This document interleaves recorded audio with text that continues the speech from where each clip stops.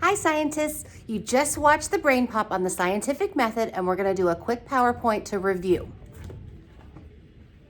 So let's investigate the scientific method. The scientific method. What's it all about? It is the steps someone takes to identify a question, develop a hypothesis, design and carry out steps or procedures to test the hypothesis. And if you don't know what that word is, we're going to review it in just a minute. Write down data and draw a conclusion. In other words, it's a way to solve a problem.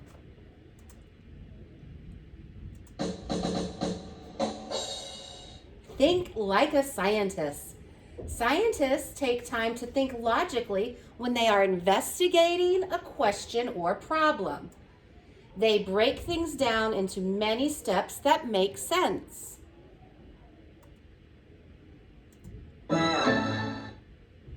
So here are the steps that we just saw. Now some of them might be a little bit different, but ultimately they are pretty close to the same. Number 1, ask a question or identify a problem. Number 2, so with number 1, we're asking a question. We want to know something new. Number 2, gather information and form a hypothesis. There's that long science word. Do any of you remember what that word means from 2nd grade science experiments? A hypothesis is a fancy schmancy word for making a really good guess. So you're going to make a guess about what's going to happen in your experiment. Create an experiment to test your hypothesis. Collect data and observations. That's what we see by doing the experiment. Draw a conclusion. Conclusion is what happens at the end. And share your findings. Oh boy. Asking a question. All investigations start with a question. Does exercise make your heart beat faster? Do plants need water to grow? So all investigations, all experiments start with some kind of question. What question could these children be navigating? So it looks like we've got seeds, soil. What question do you think they could be investigating? Could be more than one. Okay, maybe how fast do plants grow with different amounts of water or different amounts of sunlight or different soils? Okay, what are they predicting? What would you predict?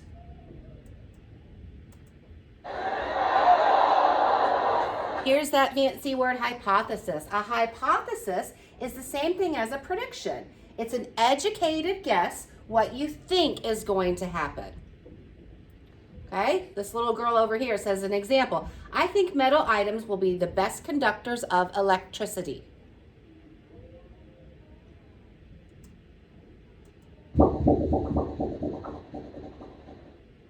Because you need to give a reason why your hypothesis is correct.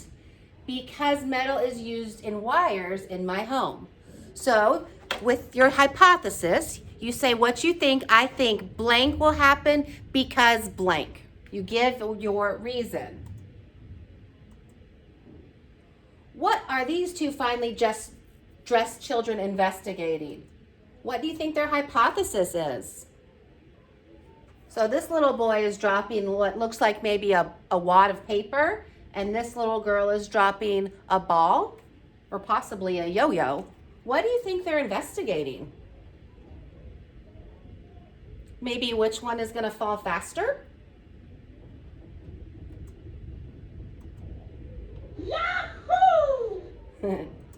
So the next step scientists take is to create and conduct an experiment to test their hypothesis. After doing the experiment, a key to experiments is observing what happens and writing it down. Gathering information or data, so data is another word for information, is very important. Write it down so it is readable and makes sense to other people who read it.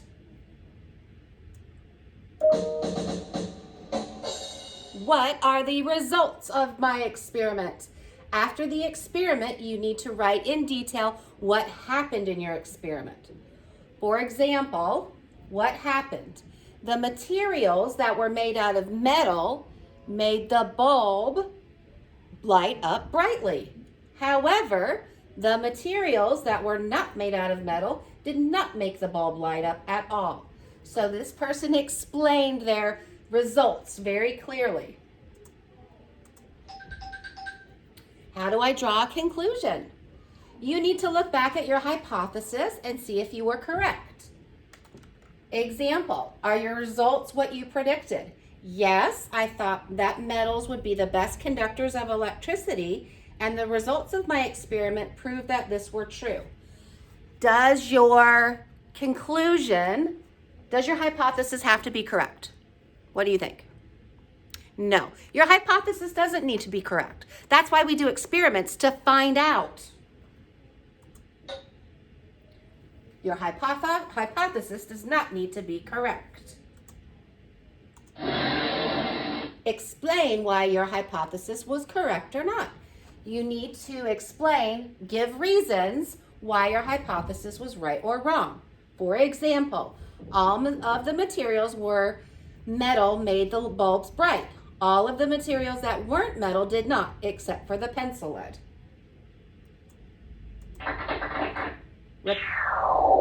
Repeat, repeat, repeat.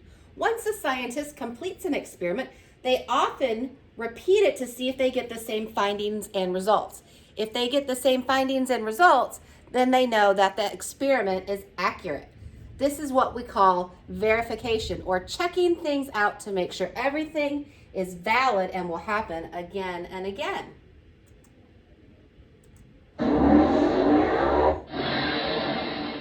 Make sure to share. Scientists share their experiments and findings with others. Scientists can learn from each other and often use someone else's experiences to help them with what they are studying or doing.